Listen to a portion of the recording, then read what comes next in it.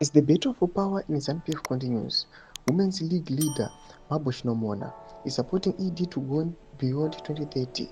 We hear that she is the one of the preferred candidate to replace Chiwenga by those who are pushing 2030 agenda. Sinapenda mashukano mudanyuka panawo zvinzi aiwana Mabo Chinomona panguva inoi aiwa vari kuuya timobilisa for 2030 noda kuti aiwa vakapo mapromises kuti aiwa ndo vachareplace general notable subscribe or like on the bell icon. Timina munambo muda mubva muchinzi. This comes after Geza publicly criticized President Emmerson Mnangagwa's push for a third term, accusing him of violating the country's constitution.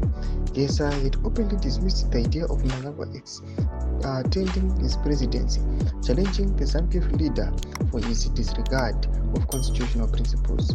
However, the ruling party's Women's League and female minister rallied behind the president's vision for 2030, asserting their commitment to ensuring Mnangagwa remains in power until the end of his term, in line with his vision to create an upper middle-income society. Mabo Chinomona, the ZANU-PF Secretary for Women's Affairs, firmly stated, "We will not be frightened by those war veterans who lack discipline and go against ZANU-PF ideology to respect and toe the party line.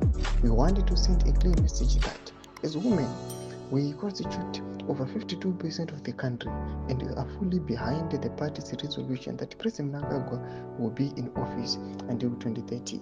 Ndomasukana mudanyuka panapana Chinomona vachaita maswa chita aiwa these war veterans vanhu hatina hunhu vanachiopeza mutungamiri wenyika, but surprisingly tiri kuona kuti mashoko ari kutogara naChinomona ari kungotaurwa zvachingobuda muromo achingoenda zvavo panzeve dzisingateereri.